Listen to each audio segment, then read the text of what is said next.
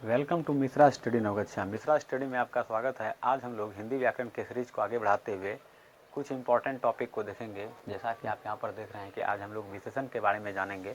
तो आपको मैं बता देना चाहूँगा कि अव्यय, काल, लिंग और समास, ये सारी चीज़ें मैंने बता दिया है। यदि आपने नहीं देखा है तो मेरे पिछले वीडियो में विजिट करके आप देख सकते हैं। तो चलिए आज सबसे पहले हम जो टॉपिक यहाँ पर लिए हैं विशेषण, इसके बारे में जानने का प्रयास करते हैं। तो यहाँ पर आप देख लीजिए कि सबसे पहला है विशेषण। विशेषण को कहा जाता है एडजेक्टिव। सबसे पहले आप जानिए कि विशेषण को क्या कहा जाता है, तो एडजेक्टिव कहा जाता है। इस चीज़ को आपने जान लिया। तो अब देखिए सबसे पहला प्रश्न ये उठता है कि आखिर विशेषण कहते किसको हैं। तो विशेषण यानी कि जो शब्द संज्ञा या सर्वनाम का गुण या विशेषता प्रकट करे उसे विशेषण कहते हैं। तो यानी कि जो शब्द संज्ञा या सर्वनाम यानी संज्ञा या तो सर्वनाम की जो विशेषता बताता है उसे हम विशेषण कहते हैं। तो देखिए कभी कभी क्या होता है कि एग्ज़ाम में कुछ इस तरह का टॉपिक पूछ दिया जाता है जिस कारण से हमें परेशानी होती है और उसको हम सॉल्व नहीं कर पाते हैं। तो इसलिए जो है हम इसको ढंग से आपको बताना चाहेंगे कि इसको किस तरह से हम परीक्षा में, यदि हमको हिंदी व्याकरण से संबंधित कोई प्रश्न आए तो उसको हम कैसे बनाने का प्रयास करेंगे। तो इस चीज़ को आप देख लीजिए यहाँ पर। तो यहाँ पर आप देख रहे हैं कि विशेष्य। विशेष्य क्या होता है, यानी कि विशेषण जिस संज्ञा या सर्वनाम की विशेषता बतलाता है उसे विशेष्य कहा जाता है। यानी कि विशेषण जो होगा जिस संज्ञा या सर्वनाम की विशेषता बतलाएगा तो उसी को हम विशेष्य कहेंगे।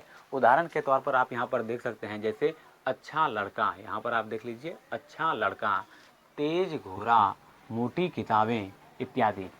ये कुछ मैंने एग्जाम्पल लिया है। तो यहाँ पर प्रस्तुत वाक्य में देख रहे हैं कि अच्छा, तेज, मोटी, ये सब क्या है, विशेषण है। तो कैसा लड़का, प्रश्न उठता है कैसा लड़का, तो अच्छा लड़का। कैसी किताबें, तो मोटी किताबें। कैसा घोड़ा, तो तेज घोड़ा।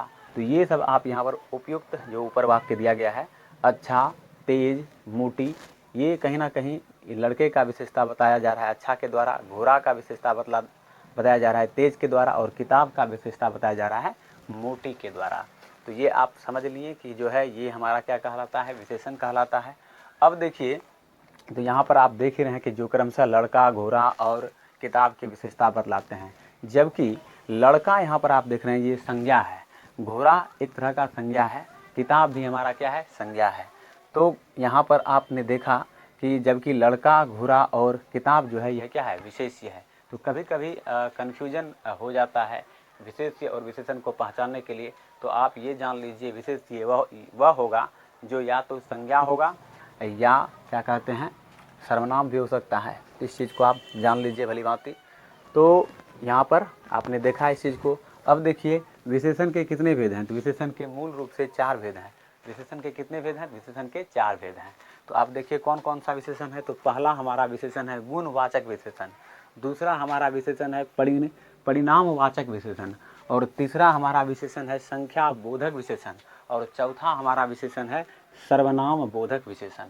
ठीक है। तो सबसे पहले हम बारी बारी से इसके परिभाषा को देखेंगे और इससे एग्जाम्पल कुछ इंपॉर्टेंट चीज़ होगा उसके बारे में भी हम लोग देखते जाते हैं। चलिए इसको देखते हैं। तो यहाँ पर आप देख रहे हैं कि गुणवाचक विशेषण, जैसा कि मैंने पहला यहाँ पर लिया है। तो अब प्रश्न उठता है कि गुणवाचक विशेषण कहते किसको हैं। तो गुणवाचक विशेषण मतलब जिस शब्द से संज्ञा का गुण और विशेषता जाहिर हो, यानी कि जिस शब्द के द्वारा संज्ञा का गुण या उसकी विशेषता जाहिर हो उसे हम जो है गुणवाचक विशेषण कहेंगे। तो जैसे कि देखिए काली घोरी, यानी कि घोरी ये संज्ञा है और विशेषता बताया जा रहा है यहाँ पर काली के द्वारा। इसी प्रकार लाल लगाम, लगाम का विशेषता लाल बता रहा है। उजला कुत्ता, कुत्ता का विशेषता बताया जा रहा है उजला। ये सब कहीं ना कहीं गुण को प्रकट कर रहा है, तो इसलिए इसको हम गुणवाचक विशेषण कह सकते हैं। इसमें कोई तरह का दिक्कत नहीं है। अब नेक्स्ट है हमारा परिणामवाचक विशेषण। तो परिणामवाचक विशेषण किसको कहते हैं, तो जिस शब्द से किसी वस्तु की नाप या तौल का बोध हो उसे परिणामवाचक विशेषण कहते हैं। यानी कि जिस शब्द से किसी वस्तु की नाप या तौल का जो है बोध हो उसे हम क्या कहेंगे, परिणामवाचक विशेषण कहेंगे। वैसे आप सर्वनाम में भी इस चीज़ के बारे में थोड़ा बहुत जानिएगा। तो यहाँ चूँकि हम विशेषण पढ़ा रहे हैं तो आप यहाँ पर आप देख सकते हैं जैसे थोड़ा, बहुत, कम, अधिक, ये सब जो है परिणामवाचक विशेषण हुआ। ठीक है। उसके बाद है नेक्स्ट संख्या बोधक विशेषण। संख्या बोधक विशेषण किसको कहते हैं, तो जिस शब्द से संज्ञा या सर्वनाम की संख्या जाहिर हो, यानी कि जिस शब्द से संज्ञा या सर्वनाम की संख्या जाहिर हो उसे संख्या बोधक विशेषण कहते हैं। जैसे यहाँ पर देख रहे हैं कि संख्या है 2, 3, 4, 10, 20, ये सब हमारा क्या हो गया, संख्या बोधक विशेषण हुआ।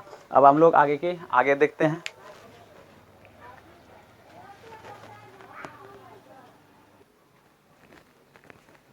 अब आप जो है विशेषण के नेक्स्ट पार्ट को देखिए, नेक्स्ट भेद क्या है। तो विशेषण का चौथा भेद है सर्वनाम बोधक विशेषण।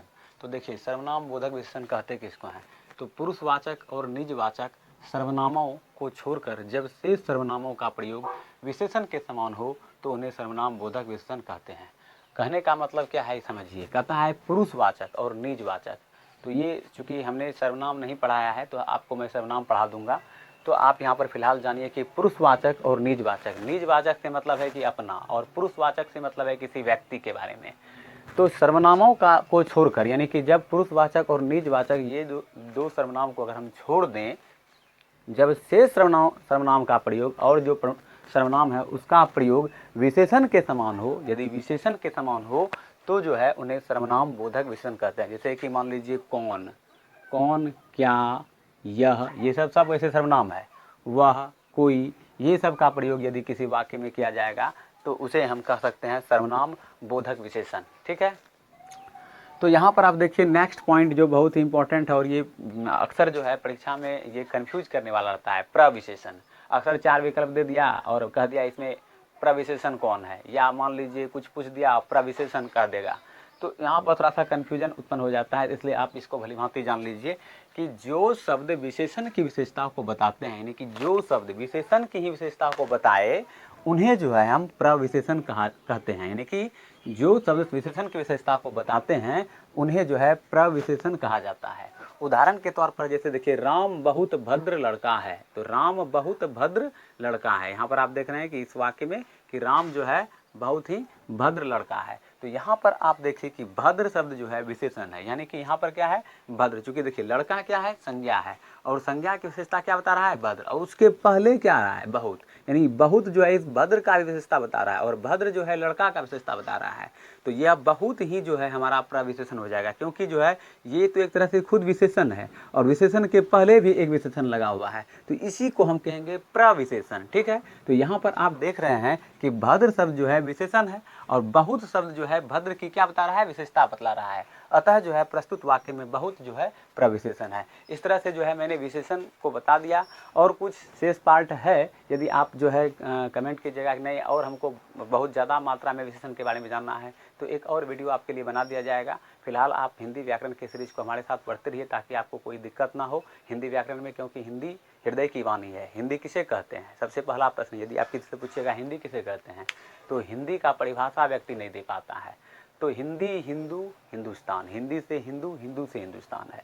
और यदि हम इसका परिभाषा दें कि हिंदी किसे कहते हैं तो कनक से कटक तक और कटक से कन्याकुमारी तक जो प्रायः लोग बोलते हैं उसे हम हिंदी कहते हैं। तो हिंदी से ही हमारा भारतीय हैं हम लोग, भारतीय हैं, तो हमको हिंदी का रिस्पेक्ट करना चाहिए। और हिंदी भाषा बहुत ही सुमधुर भाषा है अपेक्षाकृत अन्य भाषा के, इसलिए जो है आप इसके व्याकरण को ढंग से पढ़िए और हर एक एग्जाम में इससे रिलेटेड प्रश्न पूछा ही जाता है। तो उम्मीद करते हैं कि इस चीज़ को आपने सीख लिया होगा। तो आज के लिए इतना ही, मिलते हैं नेक्स्ट वीडियो में। Thank you for watching my video.